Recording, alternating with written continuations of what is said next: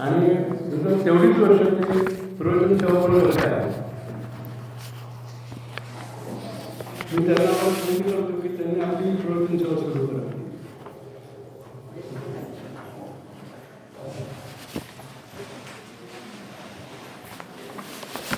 जय जय रघुवीर समर्थ शुका सारिखे पूर्ण वैराग्य जाचे वसिष्ठा परिज्ञान योगेश्वराचे कवी वाल्मिका सारिका मान्य ऐसा नमस्कार माझा सद्गुरु रामदासा. श्रीराम मला वाटते अंतरी त्वा वसावे तुझ्या दासबोधासी त्वा बोध व्हावे अपत्या परी पाववी प्रेम ग्रासा महाराजया सद्गुरु रामदासा. जय जय रघुवीर समर्थ.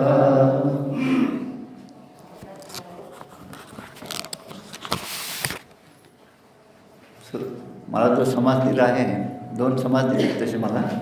दशक 2 समास 8 आणि दशक 2 समास 9. तर 2:8चा विचार आपण आता करूया. 2:9 नंतर. सुरुवातीला आपण समास सामुदायिक रीतीने वाचूया आणि मग त्याच्या विवेचनाकडे लक्ष देऊया. जय जय रघुवीर समर्थ. श्रीराम समर्थ. श्रीराम. ऐका सद्विद्येची लक्षणे परमशुद्ध सुलक्षणे विचार घेता बळेच बाणे सद्विद्या अंगी. श्रीराम. सद्विद्येचा जो पुरुष तो उत्तम लक्षणी विशेष त्याचे गुण ऐकता संतोष परम वाटे. श्रीराम. भाविक सात्विक प्रेमळ शांती क्षमा दयाशील लीन तत्पर केवळ अमृतवचनी. श्रीराम. परमसुंदर आणि चतुर परमसबळ आणि धीर परमसंपन्न आणि उदार अतिशयसी. श्रीराम. परमभक्त आणि भक्त महापंडित आणि विरक्त महातपस्वी आणि शांत अतिशयसी. श्रीराम. वक्ता आणि नैराश्यता सर्वज्ञ आणि सादरता श्रेष्ठ आणि नम्रता सर्वत्रासी. श्रीराम. राजा आणि धार्मिक शूर आणि विवेक तारुण्य आणि नेमक अतिशयसी. श्रीराम. वृद्धाचारी कुळाचारी युक्ताहारी निर्विकारी धन्वंतरी परोपकारी पद्महस्ती. श्रीराम. कार्यकर्ता निराभिमानी गायक आणि वैष्णवजनी वैभव आणि भगवत भजनी अत्यादरे. श्रीराम. तत्वज्ञानी उदासीन बहुश्रुत आणि सज्जन मंत्री आणि सगुण नीतिवंत. श्रीराम. साधू पवित्र पुण्यशील आंतरशुद्ध धर्मात्मा कृपाळ कर्मनिष्ठ स्वधर्मे निर्मळ निर्लोभ अनुतापी. श्रीराम. गोडी आवडी परमार्थ प्रीती सन्मार्ग सत्क्रिया धारणा धृती श्रुती स्मृती लीला युक्ती स्तुती मती परीक्षा. श्रीराम. दक्ष धूर्त योग्य तार्किक सत्य साहित्य नेमक भेदक कुशळ चपळ चमत्कारिक नाना प्रकारे. श्रीराम. आदर सन्मान तारतम्य ताणे प्रयोग समयो प्रसंग जाणे कार्याकारण चिन्हे जाणे विचक्षण बोलिका. श्रीराम.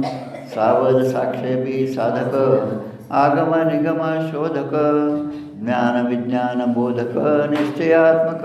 श्रीराम. पुरश्चरणी तीर्थवासी दृढवृत्ती काया क्लेशी उपासक निग्रहासी करू जाणे. श्रीराम. सत्यवचनी शुभवचनी कोमळवचनी एकवचनी निश्चयवचनी सौख्यवचनी सर्वकाळ. श्रीराम. वासना तृप्त सखोर योगी भव्य सुप्रसन्न वीतरागी सौम्य सात्विक शुद्ध मार्गी निष्कपट निर्व्यसनी. श्रीराम. सुगड संगीत गुणग्राही अनापेक्षी लोकसंग्रही आर्दव सख्य सर्वही प्राणिमात्रासी श्रीराम. द्रव्यसूची दारासूची न्यायसूची अंतरसूची प्रवृत्तीसूची निवृत्तीसूची सर्वसूची निस्संगपणे श्रीराम. मित्रपणे परहितकारी वाग्माधुर्य परशोकहारी सामर्थ्यपणे वेत्रधारी पुरुषार्थे जगमित्र श्रीराम. संशय छेदक विशाळ वक्ता सकळ क्लुप्त असो निश्रोता कथा निरूपणे शब्दार्था जावूच नेदी श्रीराम. विवादरहित संवादी संगरहित निरोपाधी दुराशारहित अक्रोधी निर्दोष निर्मथरी श्रीराम. विमलज्ञानी निश्चयात्मक समाधानी आणि भजक सिद्ध असो निसाधक साधनरक्षी श्रीराम. सुखरूप संतोषरूप आनंदरूप हास्यरूप ऐक्यरूप आत्मरूप सर्वत्रासी श्रीराम. भाग्यवंत जयवंत रूपवंत गुणवंत आचारवंत क्रियावंत विचारवंत स्थिती श्रीराम. यशवंत कीर्तिवंत शक्तिवंत सामर्थ्यवंत वीर्यवंत वरदवंत सत्यवंत सुकृती श्रीराम. विद्यावंत कळावंत लक्ष्मीवंत लक्षणवंत कुळवंत शुचिस्मंत बळवंत दयाळू श्रीराम. युक्तिवंत गुणवंत वरिष्ठ बुद्धिवंत बहुधारिष्ठ दीक्षावंत सदा संतुष्ट निस्पृह वीतरागी श्रीराम. असो ऐसे उत्तम गुण हे सद्विद्येचे लक्षण अभ्यासाया निरूपण अल्पमात्र बोलिले श्रीराम. रूपलावण्याभ्यासिता नये सहज गुणासनतले उपाय काहीतरी धरावी सोये आकांतुक गुणाची श्रीराम. ऐसी हे सद्विद्या बरवी सर्वत्र पासी असावी परिविरक्त पुरुषे अभ्यासावी अगत्यरूप श्रीराम. इति श्रीदासबोधे गुरुशिष्य संवादे सद्विद्या निरूपण नाम समास 8वा. श्रीराम समर्थ श्रीराम.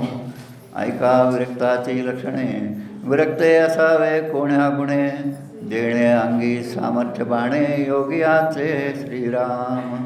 जय जय रघुवीर समर्थ. प्रथम समासाचं वाचन आपण केलं. आपणही घरी समास वाचतो, दासनमीच्या समास वाचतो. त्यावेळेस आपल्याला खूप घाई असते. समास संपवायचा आणि बाकीची सगळी कामं करायची आणि हे समास संपवणं जितक्या लवकर होईल तेवढं आपण प्रपंचासाठी लवकर लवकर मोकळे होतो अशा दृष्टीने आपलं वाचन असतं. पण समर्थ जे म्हणतात साधके पहावे सावकाश विवर्ता विशेषा विशेष कळू लागे. साधके पहावे सावकाश 20 दशक दोन्हीचे समास. साधके पहावे सावकाश. सावकाश शांतचित्ताने आपण जर वाचलं, आपण सुरुवातीला म्हटलं मला वाटते अंतरी तो बसावे तुझ्या दासबोधासी तो बोधावे. हे मुद्दाम आपण सुरुवातीला म्हणायचं कारण समर्थ आपल्या अंतरंगामध्ये येऊन त्यांचा दासबोध आपल्याला समजावून सांगतील या भावनेने आपण या ठिकाणी बसावं आणि ते वाचावं. मी प्राध्यापक आहे, मी कोणीतरी आहे, मी कोणीतरी आहे, मी असे नोकरी केली, असं तसं केलं. मी कलेक्टर ऑफिसमध्ये चपराशी होतो. म्हणजे अभिमान कशाचा असतो? कलेक्टर ऑफिसमध्ये चपराशी होतो आणि माझ्याशिवाय साहेबाचं कोणतंच काम होत नव्हतं. कारण त्यांचे पैसे घ्यायचं काम माझ्याकडे होतं आणि मग ते त्यांना संध्याकाळी नेऊन द्यायचं काम माझ्याकडे होतं. एवढं महत्त्वाचं काम माझ्याकडे होतं असं सांगून माणसं त्याचासुद्धा अभिमान बाळगायला लागतात. पण सगळ्यांचा अभिमान सोडून देऊन निरभिमानी कसं व्हावं हे सांगण्यासाठी दासबोध आहे. मग अशी कोणतरी म्हटलं आचारसंहिता. आचारसंहिता असली पाहिजे. आचारसंहितेवर 5-10 मिनटं किंवा काहीतरी एखादं निरूपण तसंच व्हायला पाहिजे. माझं म्हणणं दासबोध जर आपल्या हातामध्ये असेल तर आचारसंहितेची गरजच नाही. दासबोध आपल्याला समजलं असेल तर बाथरूम संडास वगैरे स्वच्छ ठेवायचं न ठेवायचं हे आपल्याला सांगायची गरज नसली पडायला नको. कारण ते आपलंच काम आहे ना. जेवढं देवासमोर बसून पूजापाठ करण्याचं काम आहे तेवढंच व्यवहारामध्ये व्यवस्थितपणे वागणं हे सुद्धा आपलं काम आहे. कारण आपण जर समर्थ भक्त असू तर दासबोधाप्रमाणे आपलं प्रत्येक वागणं असलं पाहिजे. ही जबाबदारी आपली आहे. त्यासाठी कोणी येऊन शिकवण्याची गरज नाही. पण आपल्या संतांनी एवढं सगळं लिहून ठेवलेलं आहे ते आपण आत्मसात केलं तर सहजपणे आपला प्रपंच आणि परमार्थ दोन्ही चांगले होऊ शकते. म्हणून विवेकाचं जे सांगितलेलं आहे की परमार्थ आणि प्रपंच दोन्हीमध्ये विवेक दृष्टी असेल तर दोन्ही मार्ग अत्यंत सोपे होतील. हा जो समास आहे आपला सद्विद्या निरूपण, सद्विद्या निरूपणाचं समासाचं विशेष म्हणजे आपण समाजामध्ये पाहतो किंवा आपण पंचभौतिक आपला देह आहे, पंचभूतातला हा देह आहे आणि 5 महाभूत प्लस सत्व रज आणि तम हे 3 गुण आहे. म्हणून अष्टधा प्रकृती आपण असं म्हणतो.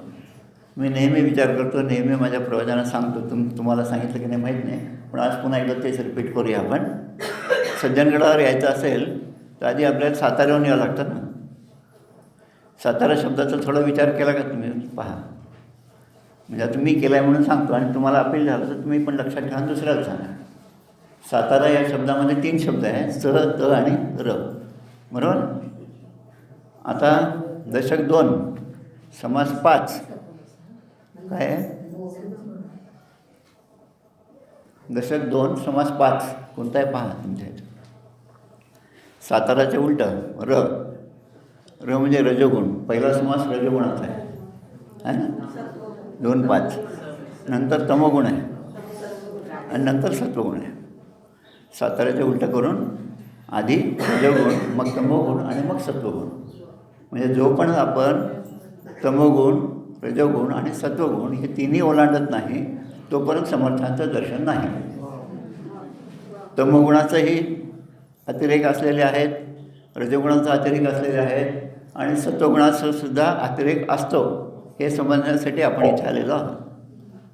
आलं लक्षात? सत्वगुणाचा अतिरेक म्हणजे दासबोध वाचल्याशिवाय मी पाणी पित नसतो, एकादशीला मी बोलत नसतो, हे जे आहे ना, हे सगळं सत्वगुणाचा अतिरेक किंवा अभिमान तो सुद्धा आपल्याला सोडावा लागतो. तेव्हा कुठे आपल्याला समर्थांचं दर्शन होतं.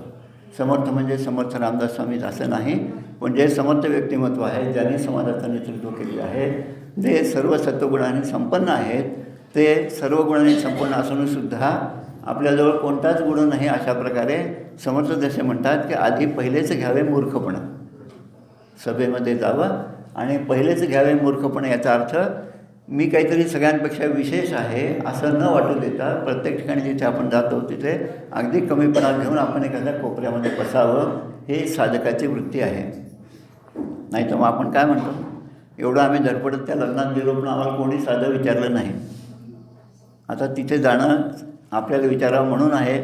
सज्जनगडावर आम्ही एवढं कष्ट करून गेलो पण आमची साधी ओळखसुद्धा कोणी करून घेतली नाही किंवा करून दिली नाही. तर हा दोष आपल्यामध्ये आहे. कशामुळे? कारण आपण कोणीतरी बाहेरनं येतो आणि या ठिकाणी येतो असं आपल्याला वाटतं, पण कोणीही कुठे येत नाही, कोणी कुठे जात नाही, आपण प्रत्येक ठिकाणी असतो. हा भाव म्हणजे समर्थांचा भाव आहे. परिमी आहे जगज्जीवनी निरंतर. आता ते जर परिमी आहे जगज्जीवनी निरंतर असं म्हणत असतील तर मग पुन्हा हे जे मगाची सूचना होती, संडास बाथरूम स्वच्छ ठेवा, ही सूचना यायचं कामच नाही. कारण समर्थ सगळीकडे आहेत हे जर आपल्याला समजलं असेल तर कुठलाही काडीकचरासुद्धा आपण बाहेर फेकणार नाही. ही दक्षता आपण घेतली पाहिजे समर्थ भक्त असं. म्हणून आता या समासाकडे आपण वळूया. सत्वगुण आणि रजोगुण आणि तमोगुण ह्या तिन्ही संपन्न असलेला जो माणूस आहे त्याच्या ठिकाणी, आता माझ्या ठिकाणी सत्वगुण आहे का, रजोगुण आहे का आणि तमोगुण आहे का, हे आपण एकदा तपासून पाहूया. जेव्हा आपण पूजेला बसतो तेव्हा सत्वगुण असतो, बरोबर. आणि पूजेला बसल्याबरोबर आता थोडंसं आपण सेटल झालो पूजेमध्ये, तेवढ्यात घंटी वाजते. घंटी वाजल्यावर सत्वगुण आपला गेला आणि लगेच तमोगुण येतो. काय काय कटकट आहे, मी आत्ताच बसले आणि आता कोण आलं, तडफडलं. शब्द आपले सगळे पक्के असतात बरं का. तडफडलं, आता कोण तडफडलं, नेमकं माझा अभिषेक सुरू झाला आणि कोणीतरी आलं. पण अध्यात्म असं सांगतं, जेव्हा आपण पूजा करत असतो, अध्यात्मामध्ये असतो, तेव्हा ते सगळं बाजूला सारा, ते सगळं बाजूला टाकून द्या, पण बाहेर जो आले त्याचं स्वागत करा. आणि असं ज्याने केलं नाही त्याला कोणती गती मिळते याची उदाहरणं श्रीमद भागवतामध्ये अनेक ठिकाणी आहे पहा, आहे ना. हत्तीची योनी मिळाली, कशामुळे? कारण हा याने आलेल्या दुर्वास ऋषीचं स्वागत चांगलं केलं नाही, हा आपल्याच पूजेमध्ये बसला आणि म्हणून याच्या ठिकाणी अभिमान झाला आणि माझा त्या ठिकाणी अनादर असा झाला. आणि असा होऊ नये म्हणून तो आता मूढ बुद्धी अशा हत्तीचं जन्मामध्ये जन्म घे. हा शाप झाला आणि पुन्हा त्याबरोबर उशापसुद्धा आहे. पण त्याच वेळेस तुझं तुला जी मोक्षप्राप्ती आहे तीसुद्धा भगवंताकडूनच होणार आहे. ही उदाहरणं भागवतामध्ये अनेक आहेत. त्यामुळे असं कधीच समजू नका आपण इतक्या शांततेने ऐकत आहोत, एवढ्यामध्ये इथनं ती गाढवं जातात आहे ना, जातात पहा, आमचं नेहमीच अनुभव आहे. त्याच्यामागे तो माणूस जातो, तो त्या गाढवांना हाकलत असतो, गाढवाच्या डोक्यावर त्या पाठीवर खूप वजन असतं. आता ते पाहिल्यानंतर त्यांचा आवाज आल्याबरोबर आपण सगळे डिस्टर्ब होतो. पण मागे मी एकदा सांगितलं होतं, असं काही समजून घेऊ नका. ते जे चालले ना, ती इथे सज्जनगडावर आहेत, इथले कामं करतात, त्याचं कारण आपणच आहोत. आपणच आहोत बघा. आपणही केवढं मोठं सामान घेऊन येतो इथे, आणतो की नाही? काही गरज नसताना एवढं मोठं सामान आणतो आणि ते सामान दुसऱ्याकडे देतो आणि पुन्हा इथे आनंदात बसतो आपण. आता आपल्याला जर एवढं सामान व्हायची जर सवय असेल तर मग हाच गुण पुढच्या जन्मात उपयोगात येणार आहे की नाही? पण तरी समर्थांचं प्रेम असेल तर इतर ठिकाणी गाढव होऊन भटकण्यापेक्षा सज्जनगडावर येऊन काहीतरी सेवा देऊ आपण, म्हणून ती मंडळी आहेत, असं लक्षात घ्या. असं जर पाहिलं तर प्रपंचामध्ये, परमार्थामध्ये कुठल्याही गोष्टीचं गाऱ्हाणं करायची गरजच नाही. एक सिनेमात गाणं होतं. आता मी कॉलेजमध्ये असताना बहुतेक 5 सप्टेंबरला माझा क्लास व्हायचा नाही. मुलं म्हणायचे सर आज क्लास नाही, आज प्रवचन होईल म्हणून. आता सूट बूट घालून मी त्याच प्रवचन द्यायचं कॉलेजमध्ये असल्यामुळे. आता तेव्हा आता तरुण मुलं असतात, मुलांना मुलांच्या भाषेत सांगितलं पाहिजे. लगेच त्यांना म्हटलं चित्रहार में बिजली उड गई आहे ना, गाणं आहे ना.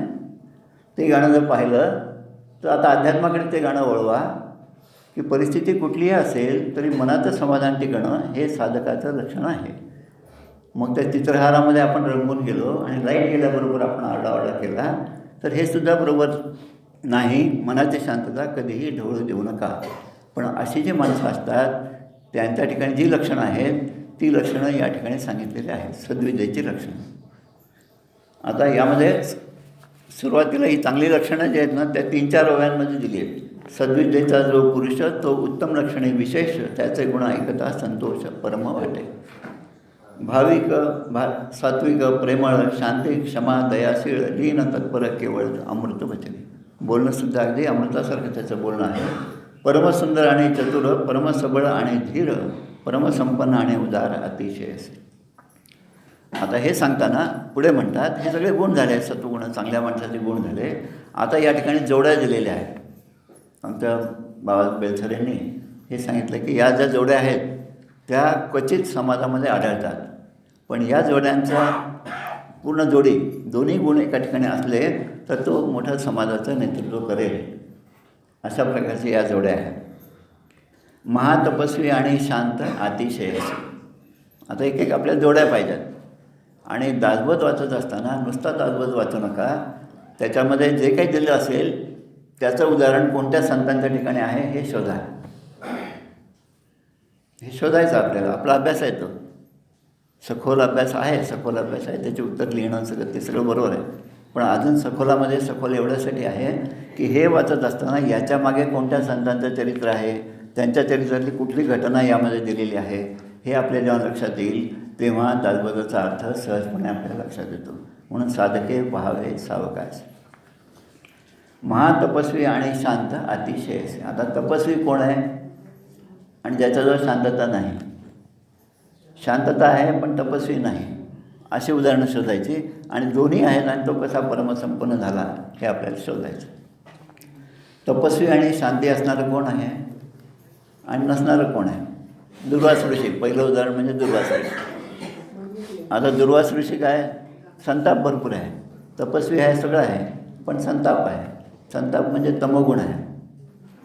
तमोगुण असेल तरी त्या तमोगुणाचा उपयोग भगवंताच्या प्राप्तीसाठी झालेला आहे. ही उदाहरणं आहेत. बार्शी जे आहे भगवंताचं मंदिर आहे, बार्शी आपल्या उस्मानाबाद जिल्ह्यामध्ये. त्या ठिकाणी भगवंताने जे सगळे पुढचे अवतार घेतले, 10 अवतार घेतले, ते अवतार घेण्याचं कारण हे दुर्वास ऋषी आहे. ते अवतार घेण्याचं कारण हेच आहे. अंबरीश आहे. अंबरीशाचं सगळं एकादशीचं व्रत चालू आहे आणि त्या व्रतामध्ये मोडता आला तो या दुर्वासांमुळेच आला. म्हणून हा जरी रजोगुण असला, हा जरी तमोगुण असला तरी त्याचा परिणाम समाजाच्या उन्नयनासाठी झालेला आहे. म्हणून शुद्ध आणि सबळ असे 2 शब्द दिलेले आहेत. शुद्ध म्हणजे जो आपल्याला परमार्थाकडे घेऊन जातो, आणि सबळ म्हणजे जो आपल्याला प्रपंचाकडे घेऊन जातो. सत्वगुण शुद्धही असतो आणि सबळसुद्धा असतो. मला समाजाची सेवा करायची आहे म्हणून मला तुम्ही निवडून द्या, याच्यामध्ये रजोगुण आहे. समाजाची सेवा करायची हा सत्वगुण आहे. पण निवडून दिलं तरच मी समाजाची सेवा करू शकतो, नाही तर नाही. हे जे समजणं आहे ना, ही त्यांच्या ठिकाणची चूक आहे. त्यामुळे आपण हे लक्षात घ्यायला पाहिजे, कुठल्याही याच्यामध्ये आपण कुठल्या पदावर असो किंवा नसो, पण समाजाचं नेतृत्व मला करायचं आहे. Take up one idea, live in it, live all other ideas alone, that is the way to success. Arise awake and wait not till the goal is reached, Swami विवेकानंदांचं वाक्य आहे. त्यामुळे एक विचार मनामध्ये घ्या, तो विचार आपल्या अंगामध्ये बाणा, आणि त्या विचाराप्रमाणे आपण वागत जा. आणि असं आपण जर वागत जाल तर निश्चितपणे या समाजाला चांगली दिशा देण्याचं काम आपल्याकडून होणार आहे.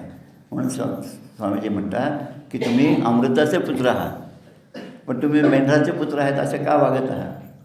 आणि पुरुष होणे भ्रमले असे काय म्हणावे, समर्थ सांगतात आपल्याला. म्हणजे पुन्हा दासबोधाची जोडी घ्या, इतर ग्रंथ घ्या, आणि दासबोध आपल्याला सहजपणे समजेल अशा प्रकारचा आपला अभ्यास झाला पाहिजे. आता पुढच्या जोडीकडे पाहू. बोलण्यासारखं भरपूर असतं, पण 9 वाजता संपायचं आहे. वक्ता आणि नैराश्यता. वक्ता आणि नैराश्यता. आता उदाहरणं नावं घेऊन देणं काही बरोबर नाही, पण सांगतो म्हणजे तुमच्या लक्षात येईल काही काही गोष्टी. वक्ता आणि नैराश्यता. मागे आम्ही 2008मध्ये समर्थांच्या चतुःशताब्दीनिमित्त पदयात्रा केली होती.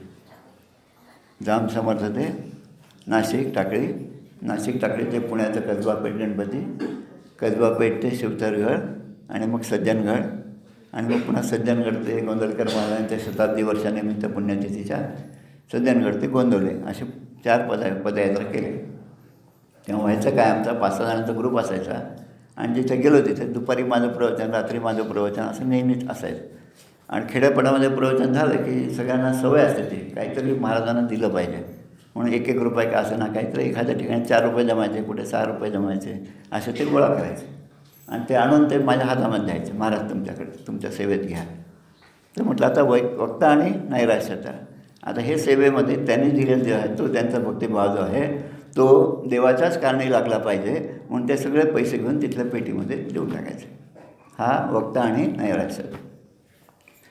समर्थांचा आपण सांगतो, अध्यात्माचं आपण प्रवचन करतो, एखादं कीर्तन असेल, काही जरी असेल तर त्या ठिकाणी नैराश्यता ही अत्यंत महत्त्वाची गोष्ट आहे. समर्थांचीच ओवी आहे. आमची प्रतिज्ञा ऐसी काही न मागावे शिष्यासी, आपणा मागे जगदीशासी भजत जावे. आता असं जर समर्थ म्हणत असतील तर एखादं प्रवचन झाल्यानंतर त्याचं मानधन मी स्वीकारणं हे बरोबर आहे का नाही? नाही, बरोबर नाही आहे. आणि तुकाराम महाराजांचं पुन्हा एक उदाहरण घ्या. नेहमी संतांच्या भाषेत बोलायचं. तुका म्हणे जेती घेती तेची नरका जाती.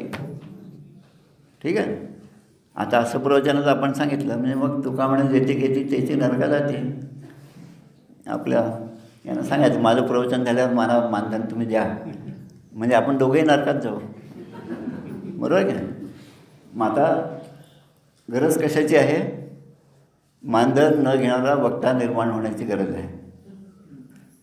आणि वक्त्यासाठी मानधन द्यावं लागतं म्हणून पैसे गोळा करणाऱ्या संस्था आहेत. या दोघांची जोड जर जमली तर प्रपंचच आहे ना. पण ह्या दोघांची जोड नाही जमली तर परमार्थ आहे. तुकाराम महाराज कीर्तनात द्यायचे, आपल्या घोड्याचा चारा स्वतः घेऊन द्यायचे. आता आपण तुकाराम महाराज नाही, आपण प्रवचनात जात असू तर आपल्या खाण्यापिण्याचं आपण बरोबर घेऊन गेलं पाहिजे. हा अर्थ आपल्यासाठी. मग तिथे गेल्यानंतर मला इतकी भूक लागली होती, त्यांनी नेमकं गेलं मला स्टेजवर बसवलं आणि 1.5 तास प्रवचन झालं. त्यानंतर मला पुढे पाण्याचा थेंब मिळाला म्हणून मी ती पाण्याची बाटली नेहमी माझ्याबरोबर ठेवत असतो. कोणाकडनं काहीही अपेक्षा करू नका, तेव्हा तुम्हाला खऱ्या अर्थाने सुख मिळणार. अध्यात्मातलं एखादं प्रवचन झाल्यानंतर मला जर आनंद मिळायचा असेल तर मी एकही पैसा न घेता ते दिलं पाहिजे. कारण पैसा घेणार मी कोण आहे?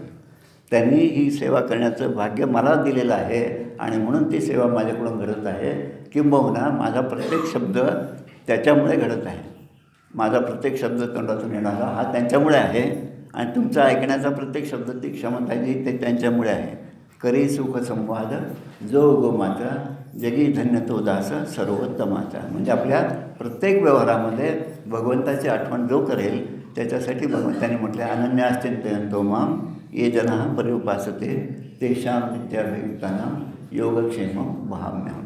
त्याचा योग आणि त्याचा क्षेम मी वाहतो जो तेषां नित्याभियुक्तानां, जो अखंडपणे माझं स्मरण करेल. आता अखंड स्मरण कसं करायचं हे आहे पुढचं नामस्मरणात त्याच्यामध्ये येणार आहे आपल्याला. तो बाकीचंच थांबूया आपण. आता पुढचं पहा, सर्वज्ञ आणि साधारता. सर्वज्ञ म्हणजे इंग्लिशमध्ये शब्द आहे वेल रेड. वेल रेड शब्द आहे इंग्लिशमधला. वेल रेड म्हणजे त्याने खूप ग्रंथाचं वाचन केलं आहे. स्वामी विवेकानंद जेव्हा अमेरिकेत जायला निघाले तेव्हा त्या वँकोवरला जायचं होतं. मुंबईच्या बोटीवर सगळे लोक त्यांना सोडायसाठी आले. त्यांच्या एका मित्राने मोठं पुस्तक आणून दिलं. तो एवढा लांब चालला आणि आपल्या धर्माबद्दल त्या ठिकाणी सांगायचं आहे. तर हे पुस्तक तुझ्याजवळ असू दे, तुझ्याजवळ काहीच नाही. एक जण म्हणतो तुझ्याकडे निदान घड्याळ तरी असू दे. ते म्हणतं मला दोन्ही गोष्टींची गरज नाही. पुस्तक नसतं असं त्यांनी चाललं आणि लगेच त्यांनी परत करून टाकलं. झालं म्हणे माझं काम. आजकाल हे जे स्मार्ट मोबाईल आले ना याच्यामध्ये 30 सोय आहे पहा. त्याच्यामध्ये स्कॅनिंग होतं. फोटो काढले की आपोआप स्कॅन होतं. पूर्वी मला ते कॅमेऱ्याने फोटो काढायला लागायचे. आता हा जेव्हा फोन आला तेव्हा आता स्कॅनिंग खूप सोपं झालं. त्याही पूर्वीची गोष्ट म्हणजे जवळपास 150-200 पानांचं पुस्तक दिवाळीच्या सुट्टीमध्ये पूर्ण हाताने लिहून काढलं. मी जेव्हा MSc होतो तेव्हा ते पुस्तक भारतात कुठे मिळत नव्हतं. फक्त 2 ठिकाणी होतं. 2 कॉपीज होत्या. म्हणून आम्ही सगळ्यांनी दिवाळीच्या सुट्टीमध्ये बसून ते पूर्ण पुस्तक हाताने लिहिलं. विज्ञानाची अशी जर प्रगती होत असेल, स्कॅनिंगसाठी एवढा चांगला कॅमेरा असेल तर त्याचा उपयोग आपण परमार्थासाठी केला पाहिजे. आणि म्हणून म्हणजे परमार्थ आणि विज्ञान हे कसं साईड बाय साईड गेले पाहिजे. पण विज्ञानामुळे माणसाच्या ठिकाणी अभिमान येतो, परमार्थामध्ये माणसाच्या ठिकाणचा अभिमान निघून जातो. आता हे दोघींनी एकाच माणसाने जर करायचं असेल तर त्याला असं म्हणायचं ही सद्विद्या निरूपण. सर्वज्ञ आणि साधारता. सर्वज्ञ म्हणजे अनेक गोष्टींचं ज्ञान आहे, पण साधारता म्हणजे प्रत्येकाशी आदर तारतम्य बाळगून जो वागतो त्याच्या ठिकाणी ही साधारता. श्रेष्ठ आणि नम्रता. आता श्रेष्ठ माणसाच्या ठिकाणी नम्रता नसती, सहसा पाहायला मिळत नाही.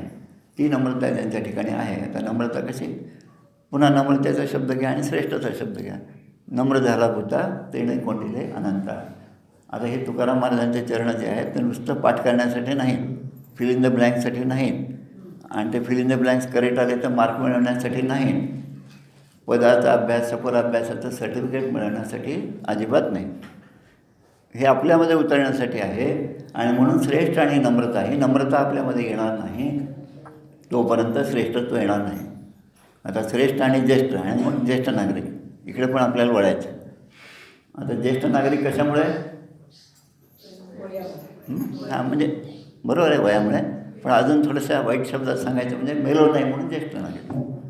बरोबर नाही, वयामुळेच आहेच आहे ना, वयामुळे त्याच्यापेक्षा मरत नाही म्हणून ज्येष्ठ नागरिक. हे मला फार परफेक्ट वाटतं. आता आपण ज्येष्ठ व्हायचं का श्रेष्ठ व्हायचं हे आपण ठरवायचं. ज्येष्ठ नागरिक होण्यापेक्षा श्रेष्ठ नागरिक झालेलं चांगलं. ज्ञानेश्वर महाराज ज्येष्ठ नागरिक होते का श्रेष्ठ नागरिक होते? श्रेष्ठ होते. बरोबर. फरूक इंजिनियर एक बॅट्समन होता त्या काळात.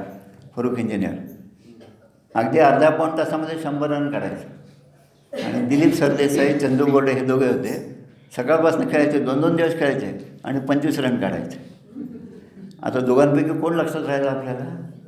फरूक इंजिनियर, जो कमीत कमी खेळला आणि जास्तीत जास्त रन काढले. ज्ञानेश्वर महाराज कमीत कमी खेळणारे आणि जास्तीत जास्त रन काढणारे. म्हणून या ठिकाणी श्रेष्ठ आणि नम्रता. आता यांच्या ठिकाणी नम्रता कशी असेल? आमचे प्रल्हाद महाराज साखर खेळण्याचे महाराज गोंधळाला गेले आणि महाराज आपल्या नेहमीसारख्या साध्या वेशामध्ये असायचे. त्यांच्या भोवती जी मंडळी असायची त्यांनाच हे आपले महाराज आहे म्हणून समजायचं. पण बाकी इतरांना नवीन जे पाहतात त्यांना काही कल्पना यायची नाही. सगळे जेवायला बसले, एका ओळीमध्ये सगळे बसले आणि नेमकं महाराज ज्या ठिकाणी बसणार त्या ठिकाणी पाणी सांडलं असतं. म्हणून त्यांच्या भक्तांनी मग ते पाणी पुसायचा प्रयत्न केला. महाराज म्हणतात नाही पुसू नका पाणी, मी तिथंच बसणार आहे. कारण हे गुरुग्रहीचं पाणी आहे असं महाराज म्हणतात. गुरुग्रहीचं पाणी आहे, त्याच्यामध्ये ते काही खराब झालं असं काही नाही, मी तिथंच बसणार, त्या पाण्यातच बसणार म्हणतात. श्रेष्ठ आणि नम्रता. प्रवासामध्ये महाराज आहेत, खूप गर्दी आहे, महाराजांचंच उदाहरण. आणि ते म्हणतात की इतर लोक चहा पित होते, महाराजांनी कधी चहा पिलेला नाही, पण त्या धक्क्याबुक्कीमध्ये तो चहा जो आहे तो महाराजांच्या अंगावर पडला. चहाचे 2 थेंब महाराजांच्या तोंडातही पडले. आता यांचे जे शिष्य आहेत त्यांना राग आला या गोष्टीचा, पण महाराज म्हणतात अरे त्याच्यामुळे आज मला चहाची चव समजली आहे ना. म्हणजे घटना तीच आहे, पण त्याकडे पाहण्याचा संतांचा दृष्टिकोन आणि आपला दृष्टिकोन यामध्ये फरक आहे. संतांचा दृष्टिकोन आपल्याला जर आला तर आपल्यामध्ये ही सद्विधेची लक्षणं सहजपणे येऊ शकतात. राजा आणि धार्मिक आता उदाहरण घेतलं की आता पहिला नंबर मोदी, शिवाजी महाराज नंतर. शिवाजी महाराज कोणी पाहिला? आपण पाहिलं आहे, आपण फक्त वाचलं आहे. पण आज जे तुम्हाला लक्षात येतं ना, तो राजा आणि धार्मिक पूर्ण 10 दिवस नुसतं सरबत पिऊन राहणारा एक तरी पंतप्रधान आजपर्यंत झाला का? कोण नाही. शूर आणि विवेक. शूर खूप आहे आणि विवेक त्याच्या ठिकाणी आहे. विवेक म्हणजे तारतम्य. विवेक म्हणजे कुठे काय बोलायचं, काय बोलू नये हे ज्याला समजतं त्याच्या ठिकाणी विवेक. शौर्य खूप आहे. आग्र्याहून सुटका हा सगळा प्रसंग लक्षात घेतला, शूर आणि विवेक हे लक्षात येईल. आता सध्या ते सिरियल चालू आहे पण संभाजी महाराजांचं, त्याच्यामध्ये लक्षात येतं ना, संभाजी महाराज त्याच वेशामध्ये जेव्हा त्या बाईच्या समोर आले तेव्हा आपली चूक झाली ही लक्षात आल्याबरोबर पुन्हा जेव्हा ब्राह्मणाचा वेश घेतला तेव्हा ते आपले राजसी कपडे जे आहेत ते सगळे ते जाळून टाकलेले आहेत. तर शूर आणि विवेक, तारुण्य आणि नेमक. तरुणपणा आहे आणि नेमकेपणाचं वर्तणूक आहे. असं उदाहरण कोणाचं आहे? पहा तुम्ही शोधा. हा अभ्यास आहे, हा होमवर्क आहे. पुढच्या वर्षी परत आल्यानंतर याची उत्तरं आली पाहिजे. आता वृद्धाचारी, कुळाचारी. वृद्धाचारी म्हणजे वृद्ध माणसं आहे आणि आचार संपन्न आहे. कुळाचारी युक्ताहारी, निर्विकारी. युक्ताहारी म्हणजे युक्त म्हणजे योग्य, कमी जेवढा. परस्थळी बहुभोजन करी तो एक मूर्ख. आहे आपल्याबरोबर असतं त्या आहे, पण त्यांचा विसर पडतो आणि भरपूर खायला सुरुवात होते आणि त्याचा परिणाम आपल्या प्रकृतीवर होतो. म्हणून चांगली गोष्ट हीच आहे की केव्हाही बाहेर खायचंच नाही. नियम करा, काही कुठे बाहेर नाही खायचं. काही माणूस मरत नाही, 2-4 दिवस काही नाही खाल्लं तर काही होत नाही. पण आपल्यालाच असं वाटतं एकादशी आज झोप लागते की नाही, म्हणून ते एकादशी तयारी दशमीला सुरू होती आहे ना. आणि द्वादशीलासुद्धा एकादशीची आठवण राहते. काल एकादशी होती ना, अजून एक पोळी घ्या. म्हणजे 3 दिवस भगवंताची आठवण होण्यापेक्षा एकादशीची आठवण होती तर खाण्यापिण्याची आठवण होती. मग असं खाणं पिणं काय कामाचं? त्रिवेणी संगमी नाना तीर्थे भ्रमी, चित्त नाही नामी तरी ते वर्थ. ते नाम सोपेरे रामकृष्ण गोविंद, वाचेसी सद्गत जपा आधी. म्हणून नवे कर्मना धर्मना योग कमी, नवे भोगना त्यागना सांग पाही. म्हणे दास विश्वास नामी धरावा, प्रभाते म्हणे रामचंद्रीचं. म्हणून आपण किती व्रत करा, वैकल्य करा, त्याची भगवंताच्या ठिकाणी कुठलीही नोंद नसती. पण ते करत असताना ज्या ज्या तुम्ही चुका केल्या त्याची नोंद मात्र तिकडे असते आहे ना. खूप छान मन तल्लीन झालं, तिथे बसलो, पण निरूपणे हे सद्वृत्ती होते. स्थळ त्याग होता सभेची जाते.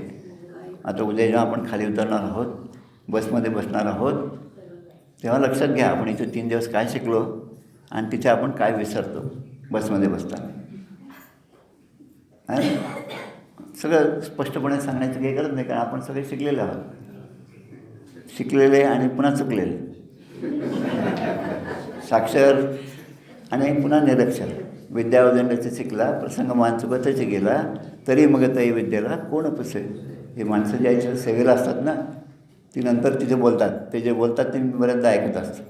ती म्हणतात की यांच्यापेक्षा आपण बरे म्हणतो. राजवळ वाचल्याने फक्त सेवा दिली. यांना किती जाई सांगितलं तर ह्याच्यात वाटी टाका, ह्याच्यात ग्लास टाका, ह्याच्यात ताट टाका, तरी बरोबर इकडचं तिकडे करतात. याचं कारण काय? विद्यावदंडाचे शिकला, प्रसंगमान चुकतच गेला, तरी मग ते विद्याला कोण बस. आता गोडी आवडी परमार्थ प्रीती. ओव्या पुष्कळ आहेत. आपल्याला 9 वाजता संपायचं, 20 मिनटं राहिले. आणि जो वेळेमध्ये संपत नाही त्याच्या ठिकाणी विवेक नसतो. लक्षात घ्या. विवेकाचे जे उदाहरण आहे, मामा देशपांडे पुण्यामध्ये होते, दत्त संप्रदायी. मामा देशपांडेचे 3 पुस्तकं आहेत चिंतन नावाचे. चिंतन भाग 1, भाग 2, भाग 3. चिंचोळकरांनी आमच्याकडे आणून दिले होते, प्रभात यांच्याकडे पण होते. त्यामध्ये विवेकाचा त्याने अर्थ दिला. विवेक म्हणजे आपला सगळा व्यवहार जो अशा दृष्टीने करतो की एखादा क्षण आला की ते आपण सोडायला तयार असलं पाहिजे. मला इथून दिल्लीला जायचं आहे आणि रेल्वेत खूप छान जागा होती, असं होतं तसं होतं, मी खूप आनंदात होतो, म्हणून मी आता दिल्लीला स्टेशनवर उतरणारच नाही. खूप छान होतं असं होतं काय? बस खूप छान होती असं होत नाही ना. प्रपंच आमचा इतका सुखात चालला होता, आता वर जायची वेळ झाली, आता मी जातच नाही. कोण विचारणार तुमच्या जाण्याला न जाण्याला? त्या ठिकाणी जावंच लागतं. म्हणून यामध्ये जास्त न रमणं हे विवेकाचं लक्षण. भगवंताने आपला सगळा विस्तार केला आणि शेवटी विवेकाचा वापर करून ज्या क्षणी त्यांच्या लक्षात आलं तेव्हा स्वतःचा देह त्याग केलेला आहे. कृष्ण स्वतः मागे गेल्याचं उदाहरण घ्या. म्हणून आपला संसार आपणच वाढवला आणि त्याचा जो ऱ्हास आहे त्याचं कमी करायचं आपल्याला, ते सुद्धा त्यांनी तेवढंच आनंदाने केलं. हे त्याच्या ठिकाणी विवेक आहे. आता मंत्री आणि सगुण नीतिवंत. मंत्री आणि सगुण. आता मंत्री म्हणजे आता आजच्या मंत्र्यांचं बोला. मंत्री आणि सगुण. सत्वगुणी मंत्री असूच शकत नाही, इथून तयारी आपली. म्हणजे मागचे राजवट. आता विचार करा, सत्वगुणी मंत्री असतात काही ना काही, पाहिलं तर असतात. त्याचं एक उदाहरण सांगतो. गाडीत बसलो पुण्याहून आणि आपल्याला जायचं होतं. ज्या बोगीमध्ये पुण्याहून बसलो त्या बोगीमध्ये पाणी अजिबात नव्हतं. दोन्ही बोगीमध्ये पाणी नाही ए सीच्या डब्यामध्ये. मग बसल्या बसल्या मी सुरेश प्रभूंना ईमेल केला. हे स्मार्टफोन ईमेल केला. गाडी जेव्हा आमची परेल गेली, अर्धा पाऊण तास तिथे थांबली आणि नंतर परभणीला गेली, तोपर्यंत ते सगळं रिपेअर झालं होतं. आणि पूर्णपर्यंत सगळं दोन्ही तिन्ही बोगींमध्ये पाणी येत होतं. आता याचं कारण काय असेल की म्हाताऱ्या माणसांना इकडून तिकडे जा. मला एकाने ॲडवाईस दिला, तुम्ही तिकडे जा, त्या डब्यात पाणी आहे. मग तुम्ही तिकडे का जाऊ, मला इथेच पाणी मिळालं पाहिजे. आता या ठिकाणी आपला विवेक वापरा. या ठिकाणी आपल्याकडे स्मार्टफोन आहे, ते नुसतं स्मार्टफोन घेण्याने माणूस स्मार्ट होत नाही, पण दासबोधातला विचार मनात ठेवला तर आपण स्मार्ट होतो. म्हणजे नुसतं नावं जरी असले तरी तसं नसतं. पण शांती घराचं नाव असेल तर नवरा बायकोची भांडणं होतच असतात. त्यामुळे घराचं नाव काय आहे त्याचं महत्त्व नाही, पण आपण ज्या स्थितीत राहतो ती स्थिती फार महत्त्वाची आहे. ती शांतता आपल्या ठिकाणी आली पाहिजे. आदर, सन्मान, तारतम्य जाणे. आदर, सन्मान, दुसऱ्याला सन्मान देणं.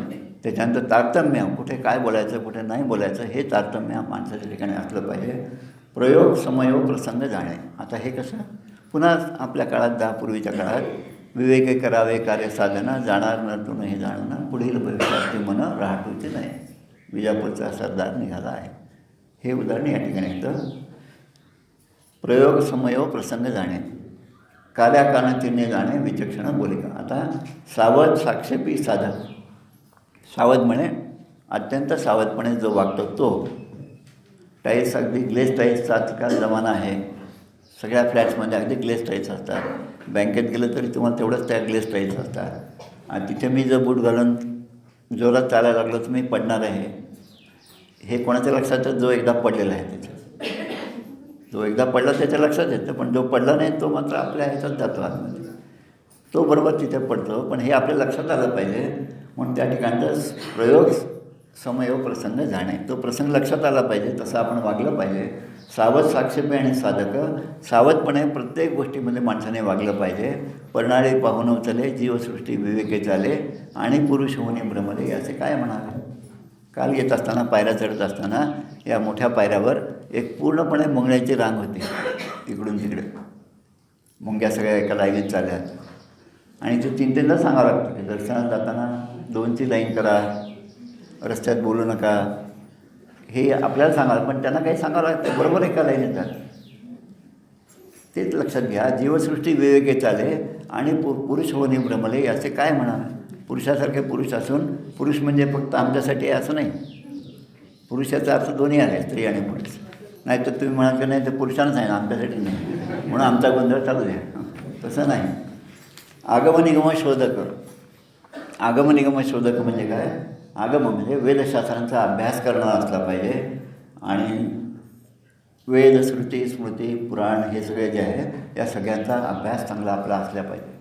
माझ्या पायी भ्रमणामध्ये मी एका ठिकाणी गेलो होतो, तिथे एका माणसाची माझी भेट झाली आणि मला लोकांनी सांगितलं यांचा 18 पुराणांपैकी 10 पुराणांचा अभ्यास झालेला आहे. मला वाटतं आंबडलाच भेटले होते ते, आंबडच्या ह्याच्यात. 10 पुराणांचा यांचा अभ्यास झाला आहे. पटकन आधी मी त्यांचे हात पाय धरले. मग ते 10 पुराणांचा अभ्यास झालेला माणूस आज कलियुगात आपल्याला भेटतो आहे, किती चांगली गोष्ट आहे. मग नंतर आम्ही प्रसादाला जेवायला बसलो, ते पण बसले. माणसाने दासबोध मनात ठेवावा, जे समोर घडत आहे तिकडे लक्ष द्यावं आणि समोर घडणारी घटना ही दासबोधाला धरून आहे की नाही हे परीक्षून पाहावं.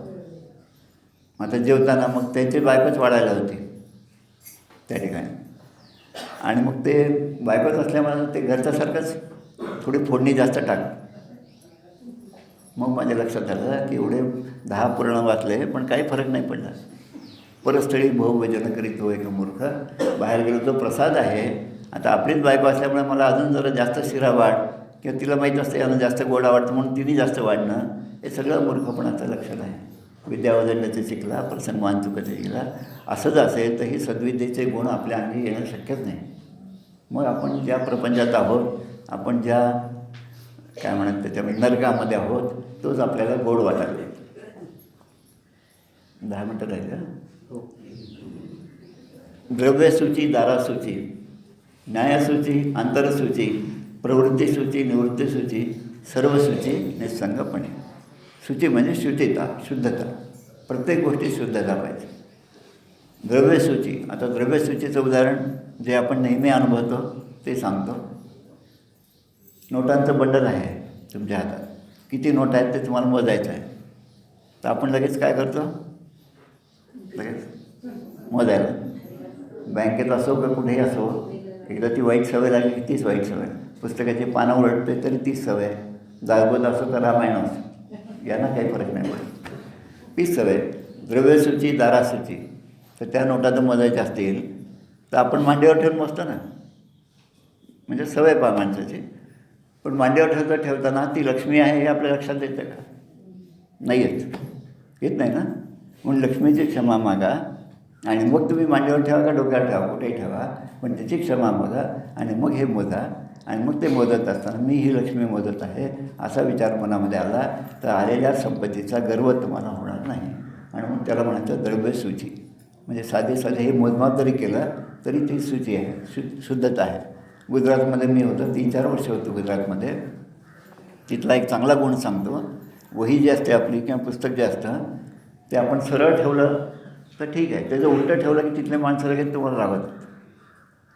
उलटं ठेवलं ते म्हणतात ही सरस्वती आहे, ही सरळच ठेवली पाहिजे. पिशवीमध्ये तुम्ही दासबोध ठेवता, दासबोध ठेवताना उलटा ठेवता का सरळ ठेवता, इकडे पण लक्ष असलं पाहिजे. एखादा देवाचा फोटो असेल पिशवीमध्ये टाकायचा, कसंही टाकलं तर चालतो का? नाही, तो सरळच असला पाहिजे. तुम्ही जर पिशवी अशी हातात पकडत असाल तर तो फोटो सरळच असला पाहिजे. ह्या साध्या साध्या गोष्टीमधून सद्विद्येकडे माणसाला जायचं. आता ह्या आपल्या चुका आपल्याला सांगणारा कोणतरी असला पाहिजे, म्हणून समर्थांनी सगळी लक्षणं सांगितली. आणि हा दुसरा दशक एवढ्यासाठीचा आहे की तिथे लाल लाईट आहे, पिवळा लाईट आहे आणि हिरवा लाईट. सिग्नलवर जसा असतो तसं सगळं आहे. सद्विद्येचे गुण आहेत, रजोगुण, तमोगुण आहे, मूर्ख लक्षण आहे, पडत मूर्ख लक्षण आहे. सगळं ते एकाच दशकामध्ये सगळं दिलेलं आहे. एक सिग्नल जाऊन दुसऱ्या सिग्नलपर्यंत पोहोचेपर्यंत तिकडे लाल लाईट लागलेला असतो आणि तो लाल लाईटमध्ये कुविद्येची लक्षण. दशक 2मध्ये सगळे असे अल्टरनेट दिलेले आहेत. एक चांगला गुण दिला, एक वाईट गुण दिला. द्रव्यसूची, दारासूची. आता दारासूची हा पण एक गुण आहे. पैसा आणि स्त्रिया यांच्या बाबतीत माणसाने शुद्धता पाळली पाहिजे. न्यायसूची, अंतरसूची. अंतरसूची म्हणजे अंतःकरण माणसाचं शुद्ध असलं पाहिजे. आता अंतःकरणाची शुद्धता ही कशी होईल?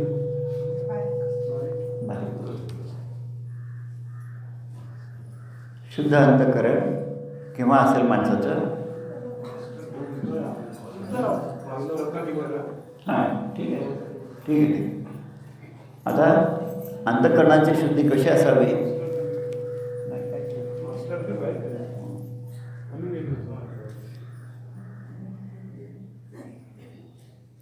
अंतःकरणाची शुद्धता.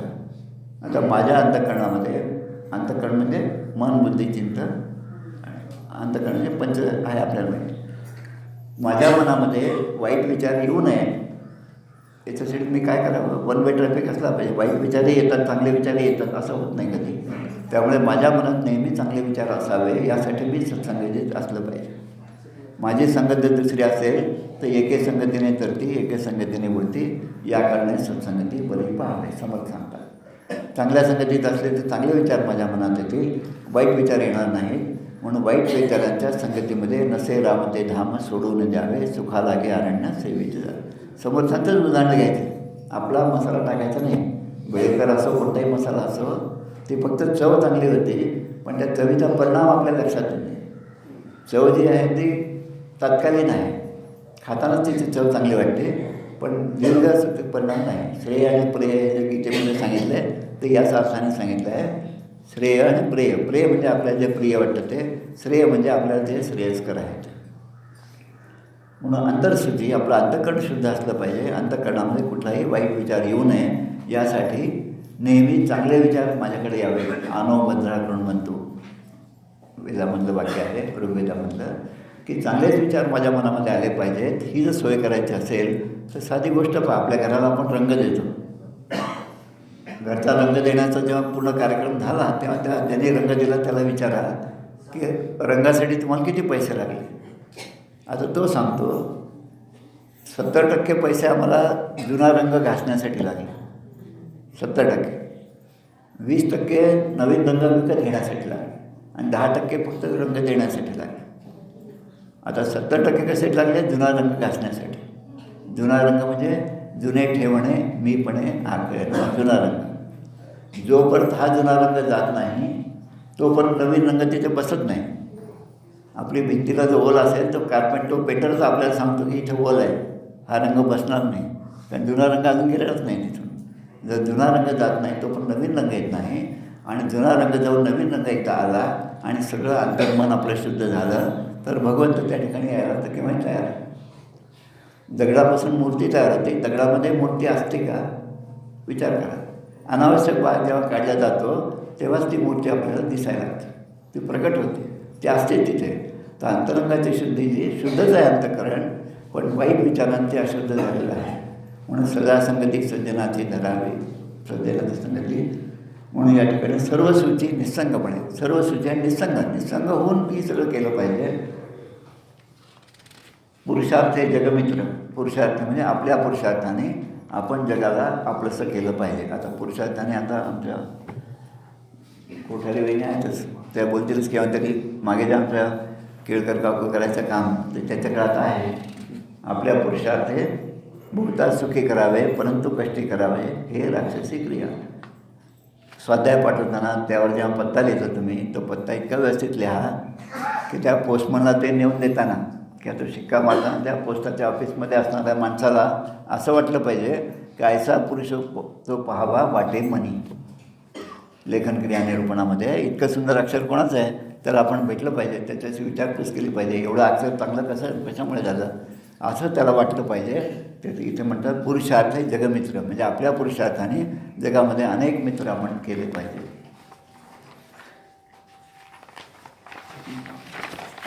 पाच मिनिट हेडमास्टर आहे, काळजी घेतली पाहिजे. म्हणजे हेडमास्टर शाळेमध्ये असले आणि नसले तरी माणसाने मुलांनी शांत राहायला पाहिजे, आहे ना? बरोबर. आपलं काय होतं, हेडमास्टर बाहेर गेले की इथे लगेच बोलायला सोडवलं. आपले हेडमास्टर म्हणजे समर्थ आहेत, तिथे उपासना चालू आहे, उपासना संपली आणि आपण बाहेर पडल्याबरोबर प्रपंच मानगोटीवर बसायला तयारच असतो आणि आपल्याला तेच आवडतं मला असं वाटतं. म्हणून जेव्हा आपण अशा ठिकाणी जातो तेव्हा कमीत कमी बोलावं माणसाला. भारताने हे सांगितलं की माझी आई जी आहे ती कमीत कमी बोलत होती म्हणे. स्वामीजी सांगायचे की माझ्या आईने जीवनामध्ये कधीही चूक केली नाही, स्वामी विवेकानंद म्हणतात. तर असं जेव्हा होईल तेव्हा पुढे सत्वगुणाची जोडी आपल्यामध्ये येऊ शकते आणि मग पुढे येतात सकळ क्लुप्त असूनही श्रोता, म्हणजे सगळं जाणतोय पण तरी श्रोता आहे. आपलं काय होतं, दुसऱ्याने एक वाक्य म्हटलं की त्याला 2 वाक्य सुनवायची आपली तयारी असते. सुनवायची म्हणजे दोन्ही दृष्टीने, बांधण्यासाठी पण असते आणि त्याचे अनुभव. मी दासबोध वाचलं तेव्हा मला काय अनुभव आला होता, हा म्हणतो मला कसे अनुभव आले ते सांगतो. असं करत करत ते अनुभव एवढे होतात की ते बटाट्यामध्ये मला मारुती दिसला चिरता. म्हणजे तो पण एक अनुभव समजतो आपण. पण हे सगळं व्यर्थ आहे, हे सगळं भ्रम आहे आणि हे भ्रम सोडून द्या आणि निर्भ्रम अशी अवस्था आपल्याला प्राप्त झाली पाहिजे. आणि म्हणून सुखरूप संतोषरूप आनंदरूप हास्यरूप ऐक्यरूप आत्मरूप सर्वत्र असे सगळ्यांच्या ठिकाणी आपण आत्मरूपाने पाहायला पाहिजे. तत्त्वमसी अहम ब्रह्मास्मी दोन्ही ठिकाणी ब्रह्म आहेत हा अनुभव आपल्याला आला पाहिजे. म्हणून हे जे उदाहरण इथे दिले यशवंत कीर्तिवंत शक्तिवंत सामर्थ्यवंत शक्तिवंत म्हणजे ज्याच्या ठिकाणी शक्ती आहे वंत म्हणजे तो गुण ज्याच्या ठिकाणी प्रामुख्याने आढळतो ते. आणि या सगळ्यांचा उपयोग समर्थाने शिवाजी महाराजांनी जे पत्र लिहिलं त्यामध्ये केलेलं आहे. जाणता राजा आपण म्हणतो. आणि म्हणून असो ऐसे उत्तम गुण हे सद्विद्येचे लक्षणं अभ्यासाया निरूपण अल्पमात्र बोलिले. अल्पमात्र बोलिले इथे तरी अल्प म्हणजे 30मध्येच बोलले पण मूर्ख लक्षणं 74 वयांचे आहेत. 74 आणि तिथे पुन्हा म्हणतात अल्पमात्र बोलिले. इथे अल्पमात्र ऐसे हे सद्विद्या बरवी सर्वत्रापासी असावी परी विरक्त पुरुष अभ्यासावी अगत्य रूप. विरक्त पुरुषाच्या ठिकाणी हे सगळे गुण याचा अभ्यास त्याने केलाच पाहिजे. आता याचा अर्थ काय होतो की आदर्श गुण जे आहे ते शिक्षकाकडे असले पाहिजेत. विद्यार्थ्यांकडे एक वेळ नसले तरी चालेल कारण ते विद्यार्थी आहेत. शिक्षकांकडे असले पाहिजे. चांगले गुण हे पदाच्या अभ्यासाच्याकडे असले पाहिजे पण तरी त्यांच्याकडे नसले तरी क्षम्य आहे पण समीक्षकांकडे असले पाहिजे.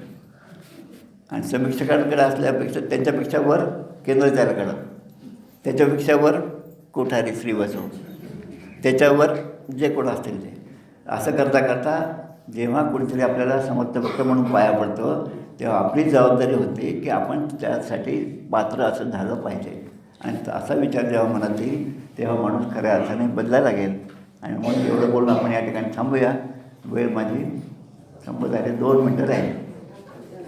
रामा रामा रामा रामा रघुनंदना रामा रघुनंदना रामा रामा रामा रामा गुरभूषणा रामा रामा रामा रामा जानकी पते रामा जानकी पते रामा रामा रामा रामा विमलमते रामा रामा रामा रामा